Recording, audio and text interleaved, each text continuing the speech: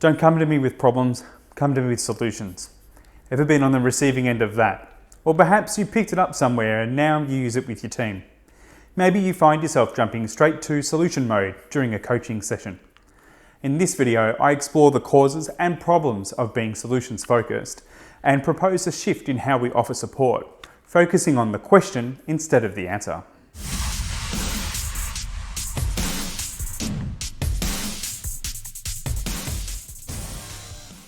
Ahoy, Bryce here from Brighter Training, and today we're looking at ways to make you a better listener, coach and friend by understanding how to help people explore problems.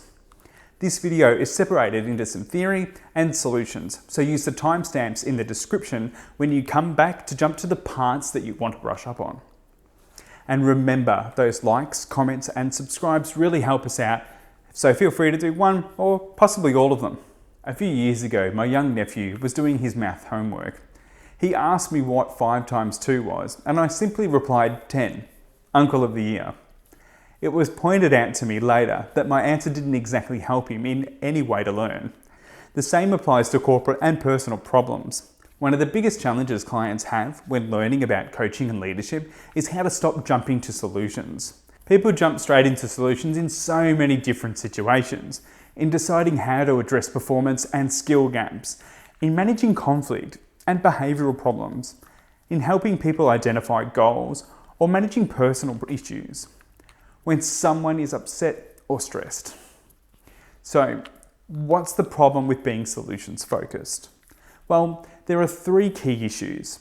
The first one, the solution you jump to may not address the root cause of the problem. This simply results in a lot of time and money invested in a situation that doesn't improve and adds stress to people. Ever attend a training program that was interesting enough but didn't result in any significant change or measurable impact? That's because someone jumped to a solution before uncovering the problem. It doesn't support the development of problem-solving skills and inhibits trust and confidence. People learn by exploring solutions and reflecting on their experiences. Jumping in with a solution limits the chance to create new solutions and innovation.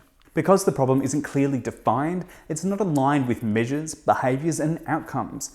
Therefore, there is rarely any way to assess the effectiveness of a solution, and it is difficult to support it long term. This applies to both corporate and personal problems, since it means people can get stuck in the problem long term.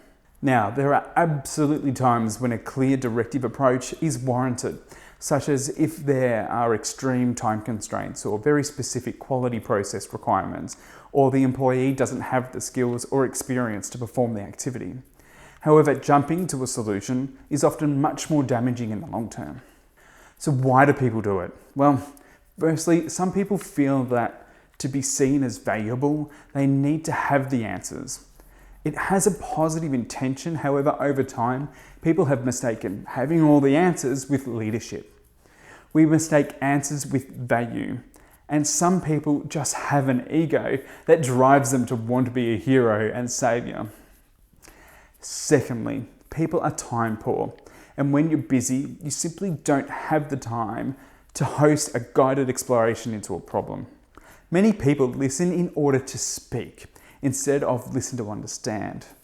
Finally, we have been taught, often by previous managers or parents, to come to them with solutions and not problems. And this is one I really want to examine in a little more detail. Why do people say this? Well, it's a cliche phrase that sounds reasonable. It's designed to stop people complaining and focusing on the negative, and it is meant to be empowering. The problem is it doesn't do any of those things. People complain or have problems for many reasons. A lack of skill or experience, a lack of confidence, a lack of clear communication, or clarity in instructions, stress or mental health issues. It doesn't matter that they are complaining. It only matters that something is bothering them enough to complain.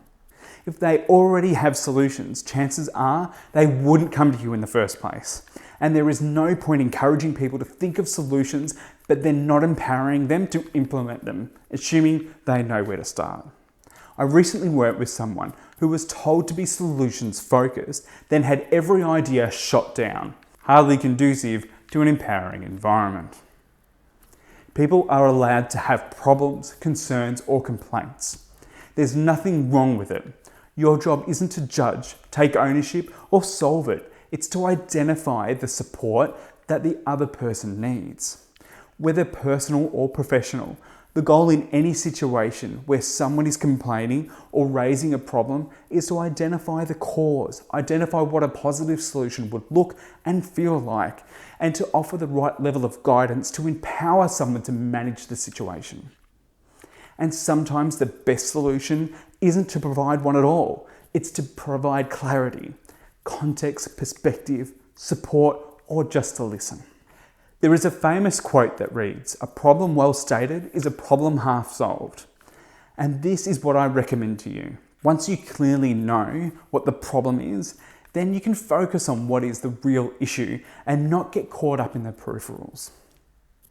The clearer the problem, then the clearer you will be on the causes, the impacts, the desired outcome. And that gives you much more control and direction.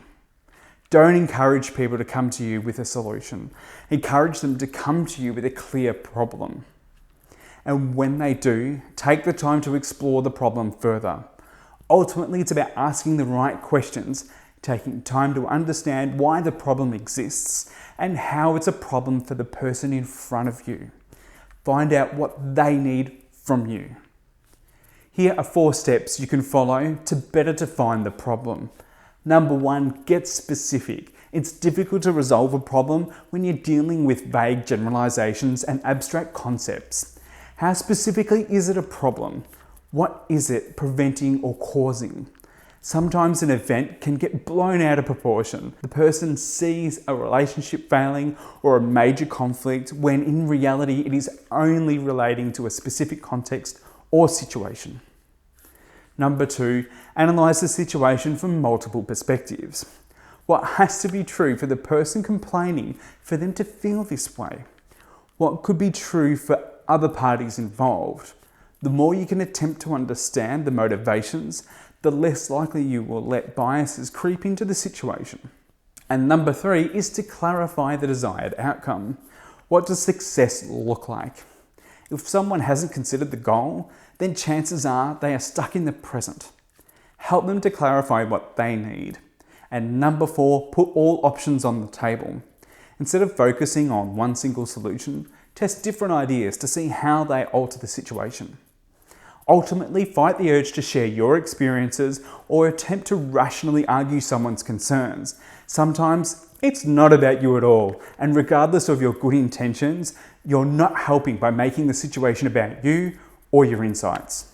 So consider all of this the next time you feel yourself listening in order to speak or providing an answer to a question, and instead take the time to develop your questioning and active listening skills to understand exactly how you can add the most value to someone, because sometimes the best solution isn't about giving them the answer.